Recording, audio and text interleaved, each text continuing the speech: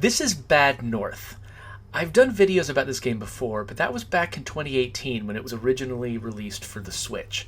Now it's on Game Pass, and so I'm playing through it again. And what I'm looking at here is actually Bad North, the Jotunn Edition.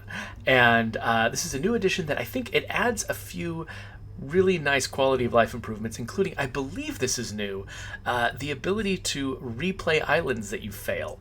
Because the reason I stopped playing Bad North is I just wasn't good enough at the game to progress all the way to the end. Because I kept, if I messed up one time in one battle, that could be it for the entire campaign. But I believe the game is more forgiving now, which makes it more accessible and makes me think more people should try it out. Hey, Sangatsu just showed up and said, "Hi, I love Bad North." Well, I agree. I am on your side. So I played it like crazy on the Switch originally, but never won it. And so now that it's here on Game Pass and we've got the Jotunn Edition, I feel like I really should give it another crack. I've noticed that several of my favorite games from Switch are on Game Pass right now, so I'm probably going to go through multiple games while I'm waiting for Chimera Squad to download. So, if you did not see the videos that I made about this game 2 years ago, just a quick primer. So, I'm going to be defending this island from Vikings. I've got 3 armies here. Over time, I can build up more and more of these armies, but right now I've only got 3. This top guy here, I forgot what the names of these different troop types are. This guy, he's got shields. He's good against archers. This one is an archer. Not good against shields, but really good against other enemies. And then this guy, he's just still militia. He doesn't have a specialty yet. So we're going to deploy. And look at these cute little guys. So adorable. So any second now, we're going to see some Vikings starting to show up out of the mists. There we are. Okay, so I love this game because it's the first RTS that I felt like really worked on console. When you start selecting your troops, you do that with the bumpers. You can see here, it practically slows time to a crawl. So it looks like we got one guy with a shield coming in and a bunch of guys without shields. So I want to make sure that my archers are close enough to start nailing those guys without the shields. And my guys with the shields that are better fighters, they're going to be here ready to fend off the tougher dude. And then my militia, they'll be over here to fight the weaker guys. Hopefully, yes. So my archers are buttering them up first. So now that they've landed, let's send my guys in to attack. So basically, all I'm doing is deciding where my guys go. And then they decide, they've got their own attack patterns that they use. And so my decisions are very simple. Eventually I can unlock powers that give me more choices in combat, but the sheer simplicity of it is what really makes it work. How much the AI takes care of by itself. And then it's up to me to understand my troops, understand how they work, so that I can make the right placement decisions. Okay, so I'm going to have these guys go over here, and these guys go over here. I'm sending my tougher troops over here to fend these guys off by themselves. Oh, guys are trying to get away. Look at that. Oh, yeah, these guys are... Alright. So eventually, over time, the Vikings are going to start showing up with tougher and tougher dudes, and I need to make enough money at each of these fights that I can upgrade my soldiers to keep pace with them. So right now you're seeing the very beginning of the game, but it gets crazier and crazier as you go. So their goal is not actually to defeat my troops. Their goal is to do damage to the buildings. You see, we've got this building up here and this building down here, and that's what I'm defending.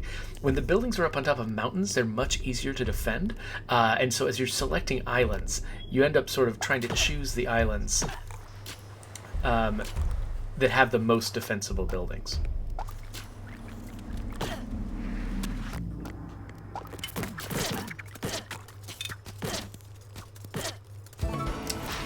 And we did it! So each of these buildings that stayed intact, that didn't get attacked by the enemy, they end up with coins coming out of them, and I can use those to upgrade my troops. So you notice I've got the option to restart level. I'm pretty sure I didn't have that the last time I streamed this. Now my memory could be faulty, but I'm pretty sure that's the case. Restarting level is great because, you know, this game is, it's got permadeath. It's basically an Iron Man style game at its core. And so I chose to allow restarts of levels because I don't have time to restart every time I make a mistake, you know, from the very beginning. All right, so I've got 6 coins, and it looks like assigning this guy a class only costs 6 coins. So I'm going to buy the class I don't have yet, which is the pikes. I'll show you how the pikes work. Oh, but so right now, though, I've used all 3 of my troops this turn, so I've got to wait till the next turn. Eventually, as you build up your number of troops, you can do multiple attacks per session, but that's, per turn, but that's not an option right now. Okay, so I've got to decide what island I want to fight on. So you'll see that the enemy is coming in from the left, and this dotted line shows you where they're going to be next turn. And once they've taken over an area, you can't fight on those islands anymore. And so you have to kind of strategically choose which islands you're going to fight on. You need to progress to the right fast enough to stay ahead of the tide, but you want to grab the valuable islands before you leave. Like, for instance, this island is going to introduce a new enemy type. You can see that with the question mark next to it. But it's also, the question mark at the top means new enemy type is going to be introduced. The question mark at the bottom means I'm going to get an item if I win this fight. The items are some of the more powerful upgrades for your troops. So I kind of suspect this island is going to get swept up in the invading force next turn. So I'm going to grab it now while I can. All right, so we've got 3 houses on top and 1 house down below. So I'm very, very likely to make a profit on this island. Even if I have to sacrifice the house at the bottom, I'm still going to have 3 houses at the top. So this is very, it's a valuable island, I guess we'll say. So yeah, I can't really, once you have a lot of troops, you can start picking and choosing which troops you bring with you. But right now that's not the case, so we're just going to deploy. So you notice that now I have these pikes. The pikes can sit there and guard some kind of, like, any kind of narrow place on the map. They can sit there and guard it, and they will be really hard to dislodge. So like these guys that are invading from this side, you'll notice the pikes are pointing their spears downwards. And so if those guys try to climb that little pass, they're just going to bump into the pikes, and the pikes are going to be able to hold them off kind of indefinitely. Like that, see? So even much more powerful troops than the pikes can be coming up that walkway, and the pikes aren't going to be able to do anything about it. However, the pikes are vulnerable to these archers that are coming. So I'm going to move my pikes out of range of those archers.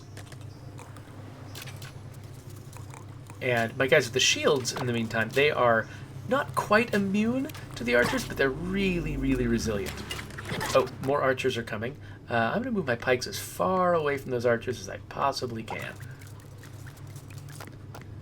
Move these guys into range. So I think this might be my first exposure to archers. Maybe they're the new troop type that's being introduced. Okay, got some more guys coming up this way. So there's a couple things these guys might want to do. Maybe they'll want to climb. Oh wait, no, there's no way up to the top here. So they're not going to want to climb. They're going to want to come over this way to this house. So I'm going to put my pikes where they can actually be useful. I love how they lower their shields.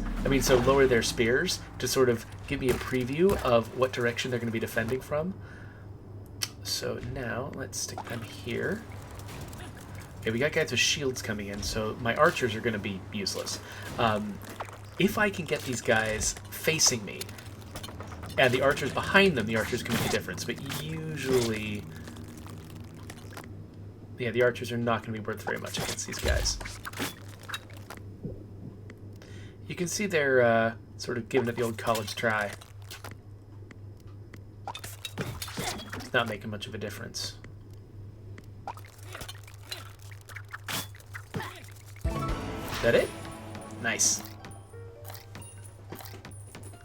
So So you can see how this game worked really well on the Switch, right? Because it's these little tiny battles. You can pause anytime. You feel very comfortable starting and stopping time. And you're just you can finish. Like I could play on the bus. I could play like 7 or 8 of these battles before getting to work. So it always just it made any time I needed to pass with my Switch feel very productive. There's just lots of points where you get to feel satisfied that you accomplished something. Okay, so I've got more upgrade coins. Let's see if there's anything I want to spend them on. So I could unlock the special power of my shield guys, which is to jump down off cliffs on top of people. I could get my volley of arrows. I kind of like the pike charge, though. I'm going to grab the pike charge. And, okay, so gotta wait till the next turn. And I was correct. Pape was going to be swept up, so I'm glad that I grabbed it.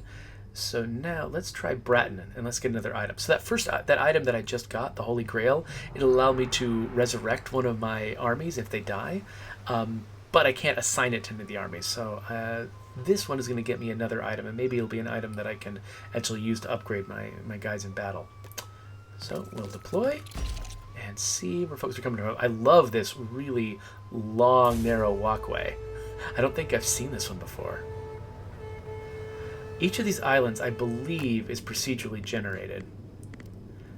But I think it's generated from a lot of different chunks, and someone very artfully arranged this walkway.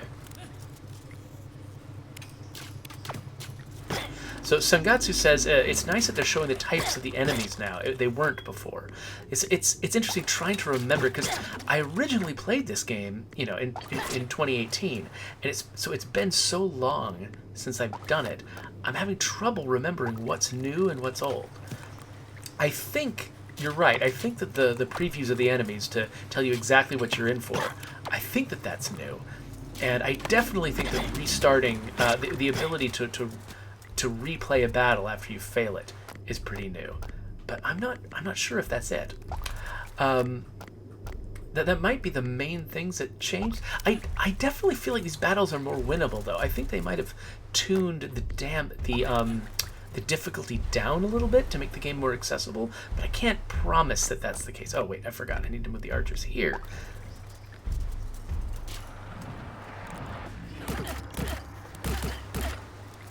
Those pikes are so effective. Okay. Let's see. Where are these guys about to land?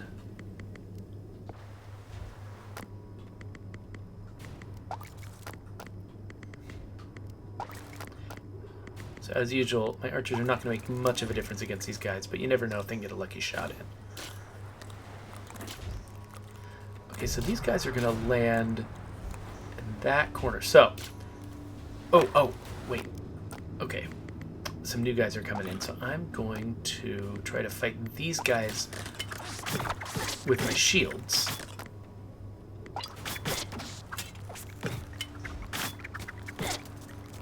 My shields are taking some losses. Alright, so since my shields have taken some losses, well, I don't know where these guys are going to go and whether my tactics that I have in mind are going to succeed. So I think I'm gonna... Yeah, I need to keep these guys in play because they might be absolutely necessary. Okay, yeah, so the guys did not go this direction. So my pikes are going to be fairly useless.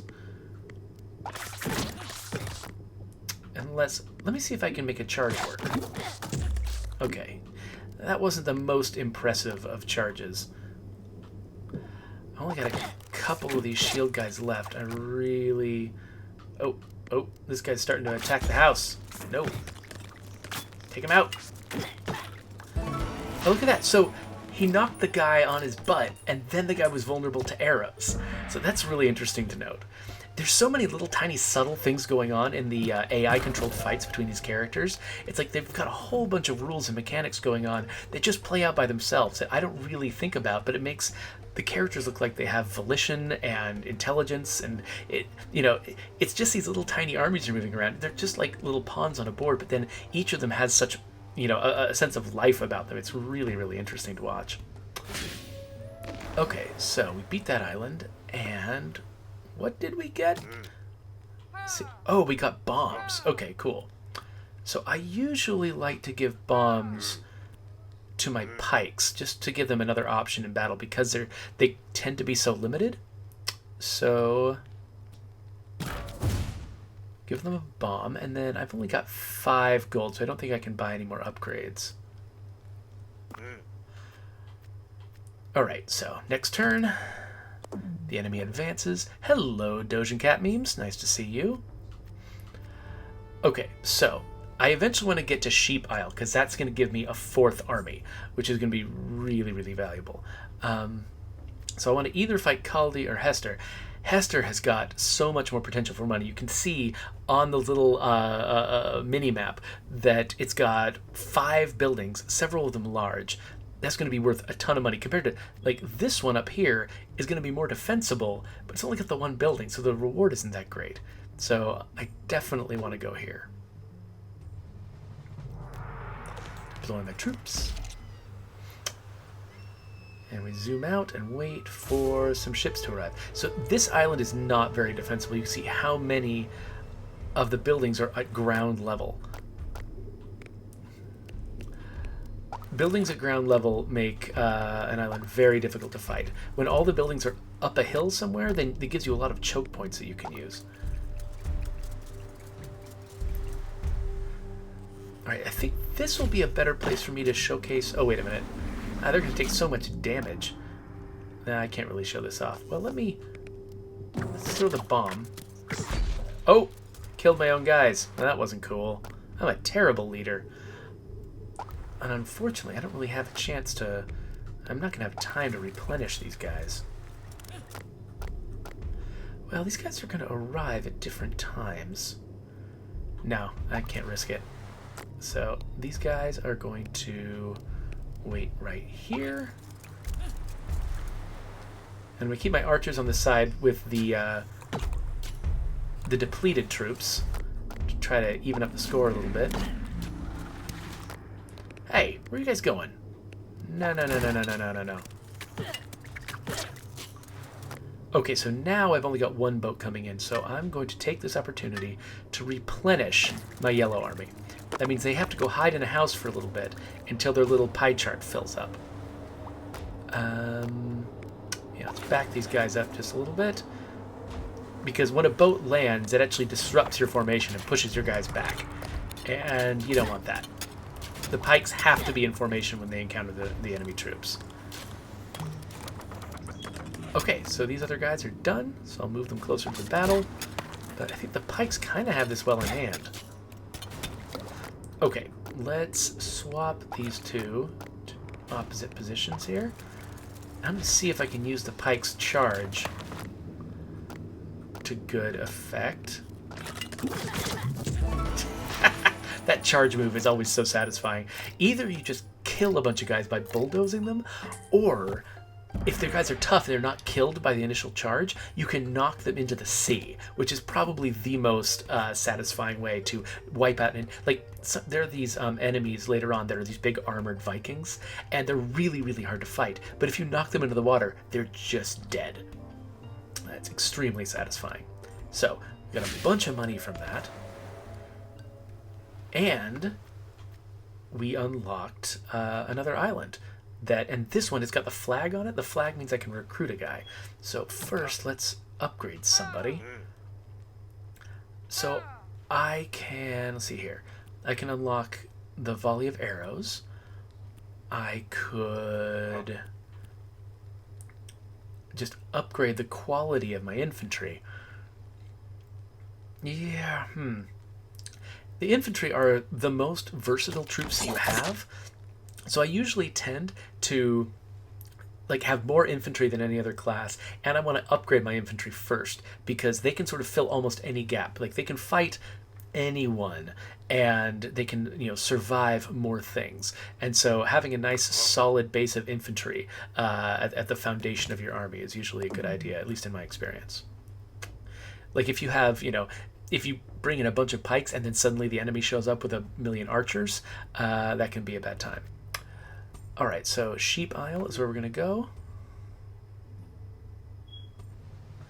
And deploy. So I get to have that 4th army which is kind of a garbage army, but they're going to help defend their own home. And then once this island, basically the story of this game is really, I mean, it's not like they sit there and have a bunch of cutscenes telling you a story, but the sort of implied story is that Vikings are just completely annihilating this entire world, and there's no escape. Like, when I'm defending these islands, I'm just only defending them long enough for them to be able to be evacuated, and that's it. Like, we're all having to escape to the east, and there's just no turning back. So this red army here, they're defending their home long enough to escape with us. And oh, okay, here we go. Okay, so I've got 2 shield armies coming in. Okay, so that tunnel doesn't actually lead anywhere. So the only way for them to get anywhere is to go up that route. So guys are going to be trying to get up there. And now that there's no more archers, I'm going to bring these guys down to help out.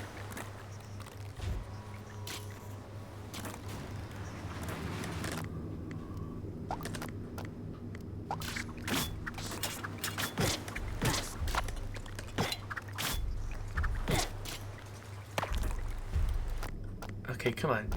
These guys just stuck between a rock and a hard place. I love it. So Sangatsu says, I like how this game feels very simple and approachable, but at the same time it's got a lot of things to take into consideration. Yeah, like these little AI characters are so complex. Like they're doing so many different things that you really have to kind of get to know them, almost like people, to understand, how to use them. It's not as simple as just being told the rock, paper, scissors between the different unit types. Like there's a lot more to it than that. There's just so many little tiny subtleties that you get used to. All right, so yeah, so I kind of wish this little house wasn't down here because I feel obligated to defend it, but it would be much easier to fight these guys off if I could just leave the pikes right there guarding the one access that they have to the upper area. Oh, okay, so we've got archers coming in, so let's hide the militia who are vulnerable and have these guys be the closest. Trying to manipulate what the enemy does by deciding which of your guys are closest is a big part of this game. Like, if you can get your armored infantry with the shields to be the closest enemies, or the closest defenders to the archers, then the archers will fight them and won't attack your other troops. But sometimes you'll miscalculate and they'll end up getting a volley off right into the middle of your pikes and just destroy them. Oh hey, Wearing Orb. Good to see you joining us in the chat. Alright. So now we've got Fandria, and she's got a new starting trait. Fleet of Foot. So I think that means the characters, the little soldiers, move faster? I don't know. Okay, so we got 9 upgrade points. So I'm going to very quickly make Fandria infantry. And yeah, so faster movement. So now I've got some really fast infantry to run around. That'll be nice. And now I've got 4 armies that I can bring into battle. And so the question becomes now, do I want to use all 4 armies? Or do I want to sort of split them up? Okay, so I'm trying to remember. I think you can see the enemy types that are coming in here. So I think the guys with the long nose, basically on their helmet, I think those are the dudes with the shields. And so my archers are going to be kind of useless against them most of the time. So maybe what I want to do, I'm feeling like I want to take the risk of splitting my troops up.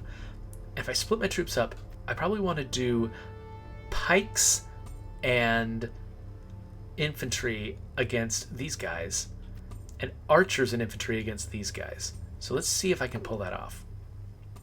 Luckily, now that they've added the ability to replay battles, if I get it wrong, I don't feel like I immediately have to just start the entire game over again, which can be very frustrating. So, okay, so I gotta be gotta try to defend this lower house, though I can back away if I need to. I could bring everyone, but so infantry and archers. Is that my, and that is my better infantry. So yeah, so I'm gonna have my stronger infantry and my archers against a mix of troops that includes people that some of whom are vulnerable to archers and some of whom are not.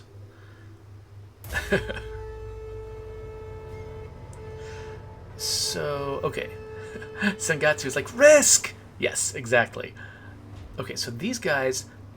Okay, one of my favorite things is sort of trying to figure out where these guys are going to land. Okay, so these guys are going to land at that spot right there.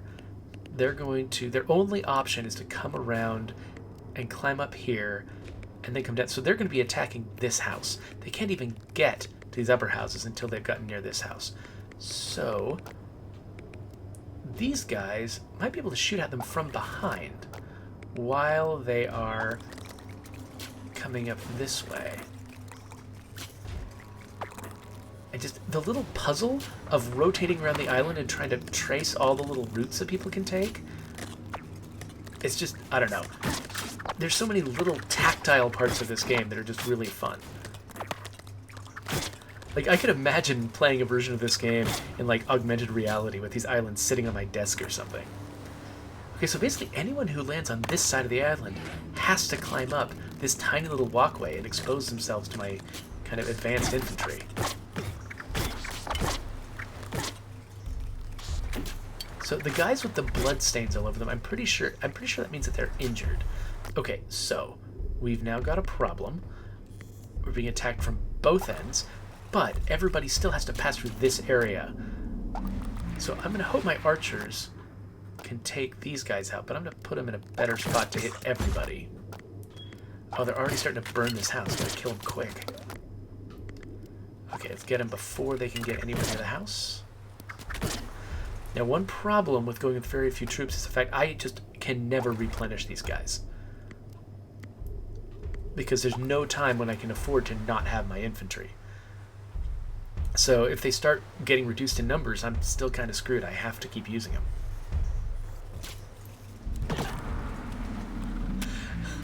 Wearing Orb, that was really nice of you to say. Wearing Orb says that he appreciates his content because as an aspiring game developer, I think yeah, he enjoys seeing, you know, this perspective, and I appreciate that. It makes me feel good that you feel like you're getting something out of it. Okay, so I've just slowed it way down because I'm terrified right now.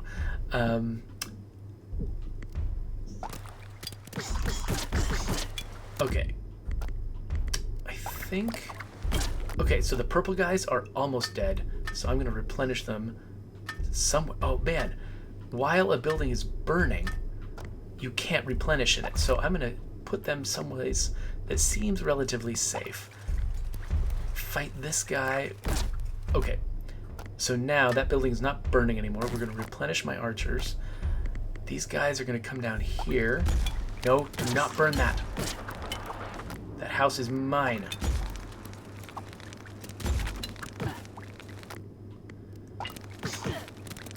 Oh, man, we are in trouble. This might have been a bad plan. Okay, so... Oh, we lost a guy. Okay, well, we're not going to tolerate that nonsense. So we're going to restart the level. So, now I get to make a decision. Do I actually want to try to win this battle this way?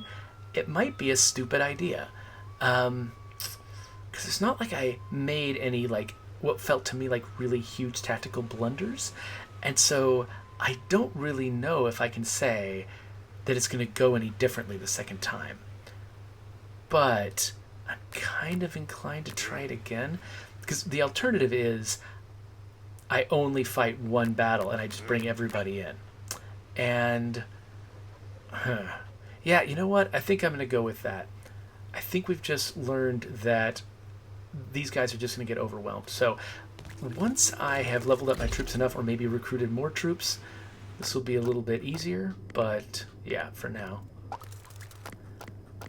Okay, so now this is actually just going to be a cakewalk with all of these troops here.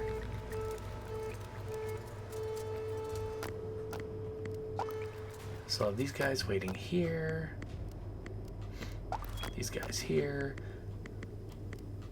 These guys here.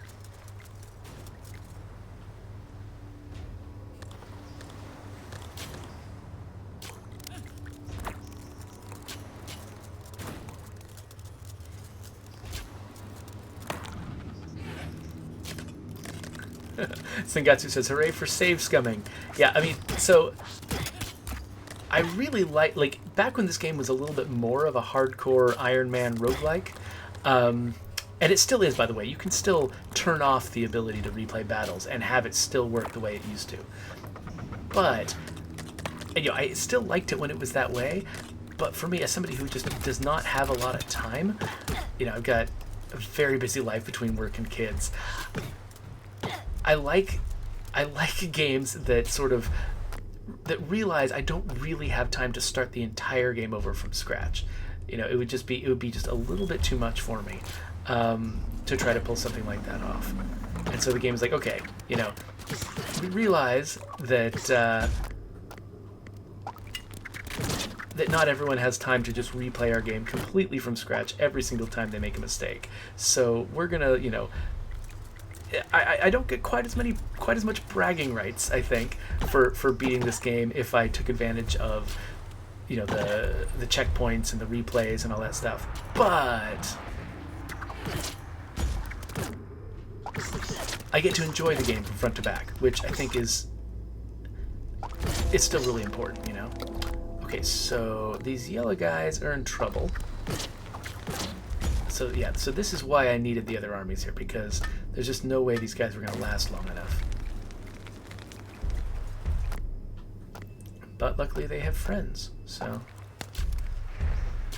And the question is, are these pikes going to take these guys out fast enough? Oh yeah, and the archers are thinning them out, so that's really nice. I love the pikes just knocking them right off that cliff. They just go up and then poof, they just keep going off the edge. Alright, so there was a part of me that was hoping we were going to get to do 2 islands this turn, but that looks like that's not the case.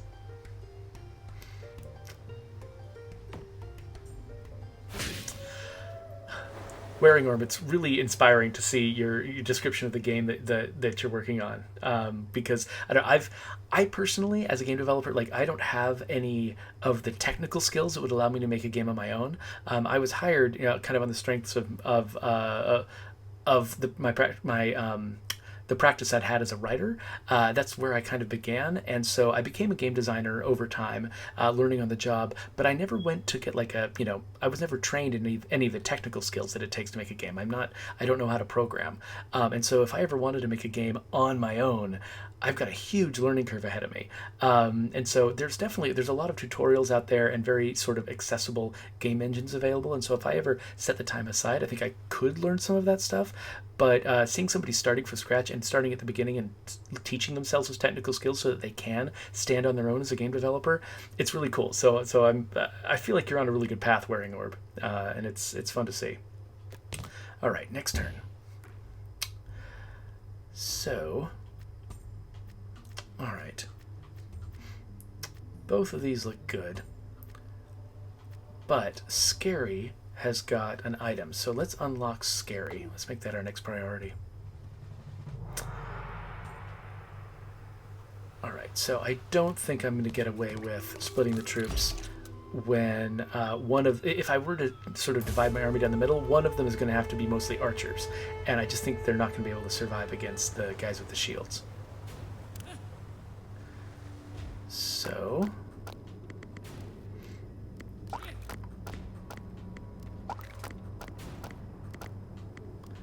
just array my troops around the buildings they're defending.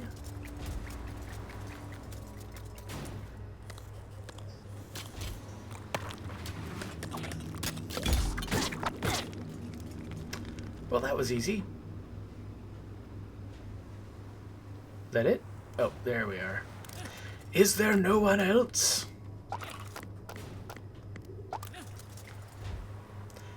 So, which pointy end do these guys want to run into? The pikes or the shields?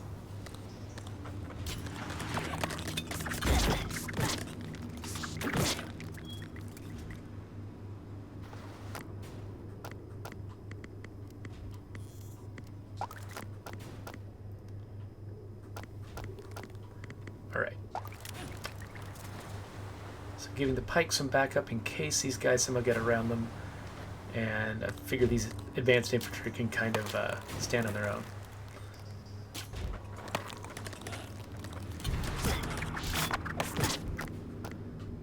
Oh, you guys are mobile. Hey, come back here. Alright, now everybody's gathering on this side. So, one thing that's interesting is if you are playing the version of this game where you can't replay the battles and you can't start over from scratch, one of the options you have is these boats. You can actually use them to escape the island. So if the battle is going badly for you, you can steal an enemy boat and flee, which is just a fascinating way to handle that. I'm almost kind of sad that because I'm playing the the more accessible version of the game that lets you replay the battles, I never have a reason to get in the boats, because having to flee in the boats, it evokes a kind of panic and terror that I don't know. It's I think part of the emotional experience this game is trying to create, and I am kind of missing out on that by playing the version of it with fewer consequences. Ooh, 10 islands a row without losing a single house. I am great. You're right. Wait a minute. I did lose a house, though. I just canceled it. And they gave me credit. Wow. That's really nice of them. I really appreciate them letting me, my actual cancellations make a difference. Okay, so... And yeah, that's one thing that's really interesting. Like we've been, talking a lot about accessibility at my studio, trying to make, games, the games that we make accessible to a broader range of players. Some players who really want the harder difficulty as part of the experience for them, and other folks, for whom the difficulty really isn't what they want. What they want is to live the fantasy that the game is providing, without necessarily having to beat their face against a spiked wall. And a lot of players, they have like things like mobility limitations and things like that make it actually just kind of unreasonable to ask them to fight against the same level of challenge as a fully able player. And so I really kind of like the idea of giving players difficulty levels, but then still rewarding everyone at the same level regardless of what difficulty level they're playing at. So somebody can choose a difficulty level that matches their preferences and their skills and their abilities, but we don't treat those as being like different sort of classes where you get rewarded more if you're playing with everything turned up to the max. And so it's an interesting theory that we've only started kind of considering in just the past year or so at my studio. So you can look at the achievements of our game, and a whole lot of those achievements are based on playing at really advanced difficulty levels. But a lot of the stuff we've got in mind for the future doesn't treat it the same way. And so I really appreciate that Bad North is letting me play at kind of a lower difficulty level than the game sort of natively expects you to play at, but they're still giving me the rewards as though I was, playing at the higher level. Okay, so I've got 15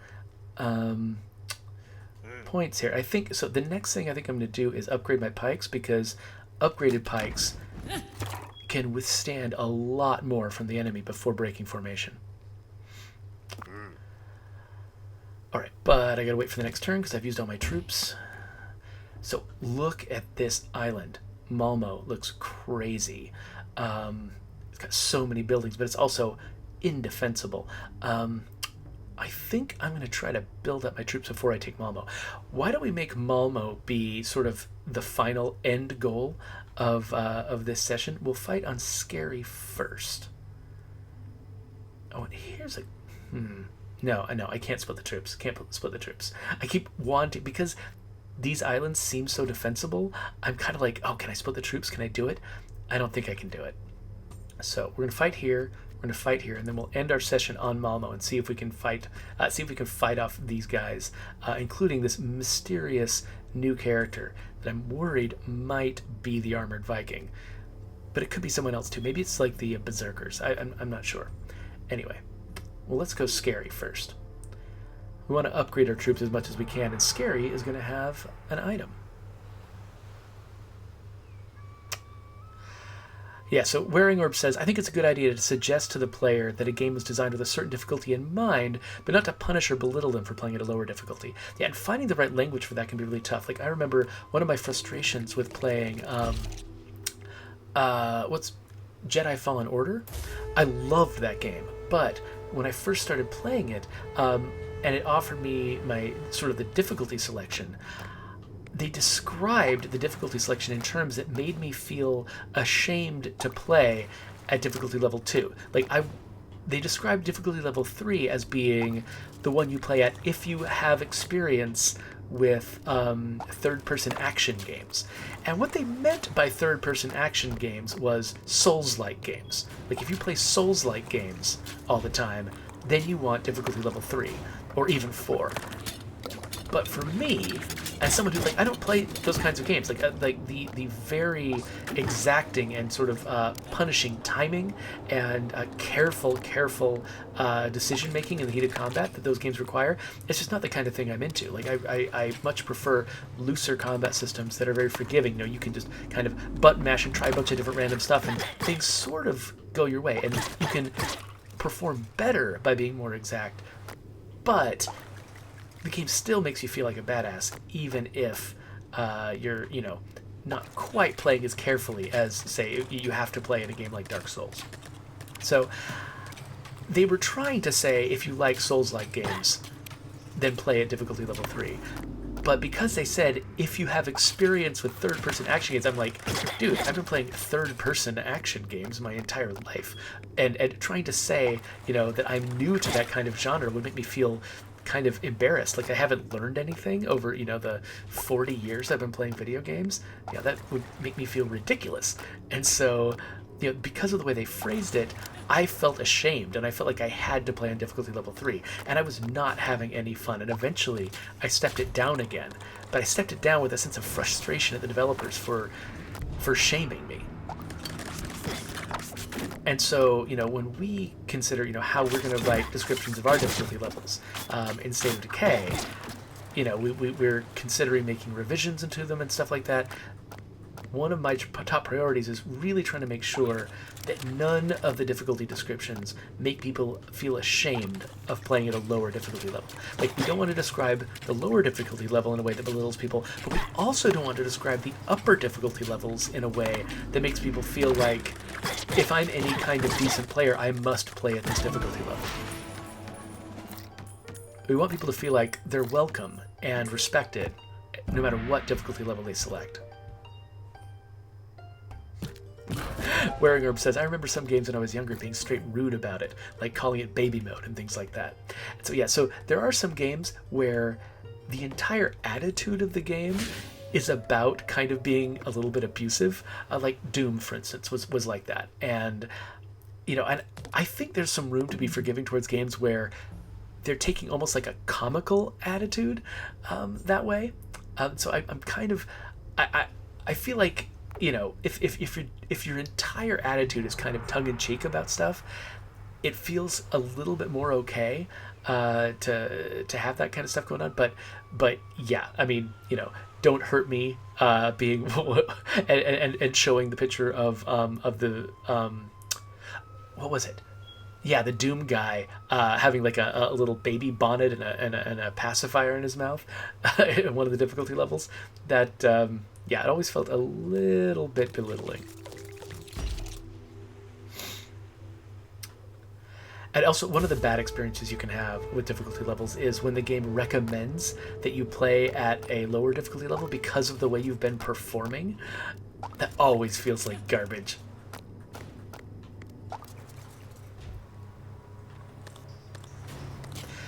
And so it's weird because, there's some cases where people might not be aware that they can lower the difficulty level. And so they might think, oh, this game just isn't for me because it's just too hard. Or, it's too punishing. And not realize, oh, they could actually have a lot of fun if the game's at a lower difficulty level. So you want to put in a reminder to tell them, hey, you could play this at a lower difficulty level. But it's so hard to not make that feel like an insult. And yeah, so it's right now, one of the things I've been working on at the office is sort of revising some of our are little help tips that remind people things like you can play at a lower difficulty level, and trying to find the right way to do it, the right circumstances to do it. Like, maybe don't do it the first time they die, but if they die multiple times without recruiting any replacements, then they're in a death spiral, and it's worth risking hurting their feelings to let them know that there's a better way that they can play. Yeah, because you just always have a risk when you're suggesting that somebody play at a lower difficulty level. You're always running the risk that they're going to be so deeply hurt by that they can't play your game anymore. And you don't want to do that. But at the same time, if they're not having any fun because the game is just punishing them again and again and again, you feel like an obligation to do something to make it more fun for them, right? Sangatsu says, I think it comes from this real gamers want challenge mentality. Yeah, there's so many people out there who feel like the way that they play and the way that they think about games is the only right way. You know, a lot of players who are very challenge focused tend to have this attitude where it's like, you know, if you don't play like me, you're cheating yourself of the experience. And like, can somebody cheat themselves of an experience they don't want? Like, I don't think there's anything wrong with wanting to play a game to relax, you know? I mean, there are some games that I play because I really want to challenge myself and I really want to feel like I'm stretching in order to succeed. And there are some games that I play because I just want to chill, you know? Like, I play RimWorld not because I want to be punished. Sometimes I'll play something punishing just kind of temporarily for fun, but most of the time I play RimWorld because I just want to relax, and so I don't put it on the hardest difficulty. I put it on a reasonable difficulty level. I allow myself to reload saves, things like that, and you know, and I don't have too much anxiety about it. And then I'll watch a show on Hulu while I'm playing RimWorld over on this other screen, and I'll relax and I'll just sort of feel better about my day. And that's an okay way to play a game. I don't have to be constantly, you know, focusing and challenging myself and like pushing my, you know, skills to the limits every single time I play a game. That's, you know, just not what I'm there for a lot of the time. All right, so next turn. Okay, they took 2 islands that time. They're going to take 2 more. This is getting pretty close. So, okay, I actually want to play several games this session. So we're going to do Malmo right now. Then we're going to upgrade the troops, and then we're going to go do something else. So this is going to be a really difficult battle, because there's just so many vulnerable points on this island. There's no natural defenses. I'm just going to be running my troops around, yeah, and sort of making my own geometry. So, okay, so we got archers coming in, so I've got to make sure that my pikes and archers are as defended as I can. Let my infantry deal with the archers. Wearing Orb says, oddly enough, I play Dark Souls 2 to relax. Well, you know, any game that you are very accustomed to, that you've played a lot of, can be relaxing, even if it's a game that's intrinsically as difficult as Dark Souls. If it's a game that you're accustomed to, that you feel, you know, that you feel really good about, really confident in, it can still be relaxing. I often play like XCOM to relax, and that game can be really stressful, but the fact that it's a turn-based game helps a lot.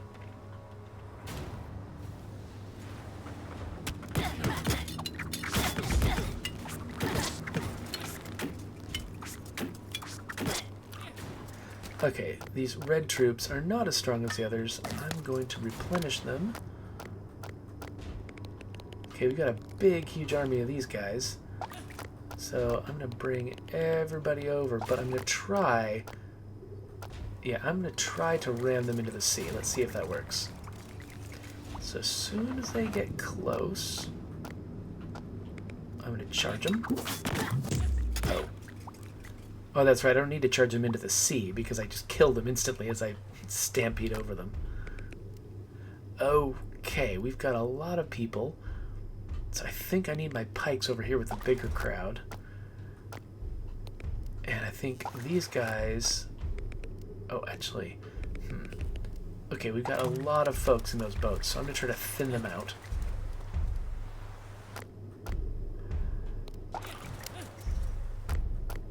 And we're going to have these guys ready to swap in.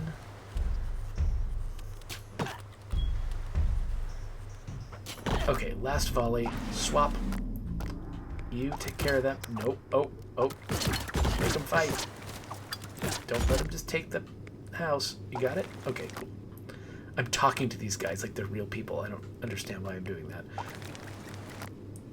Okay, so we got more archers. So let's, again, hide the guys that are vulnerable to the archers.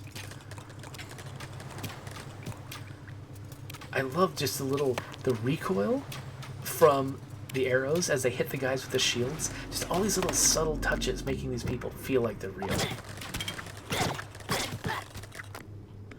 And making the action feel like it, you know, has weight. And it matters.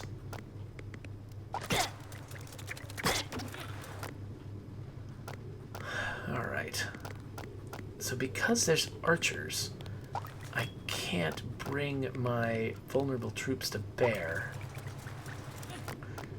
Can my pikes do a charge? Oh, my pikes can do a bomb. Okay, so once... Okay, now that my archers have targeted the infantry, I think I can bring my pikes a little closer. And they're ready to fire a bomb as soon as the ships land. Yeah, be careful with the bomb. You can totally blow up your own people with it. I think you probably witnessed me do that a little bit earlier.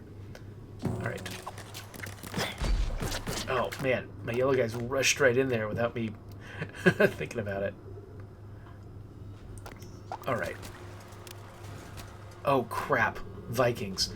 Okay, yellow guys are in trouble. I think I don't want to risk these dudes, so I can do a charge. Let me see if I can knock them into the water. I think my guys are going to recharge fast enough that they'll be out here in time to help, hopefully. Okay. I hope the Vikings come and charge my position. Come and charge my guys so you're moving in a straight line and I can knock you all into the sea. Or even if you want to just stand there and throw a firebomb, that's fine too. I want to get everybody on land. Everybody on land. The boats make this last little move to tell you when the guys are about to get off. Okay, last guy. And jump off. Charge.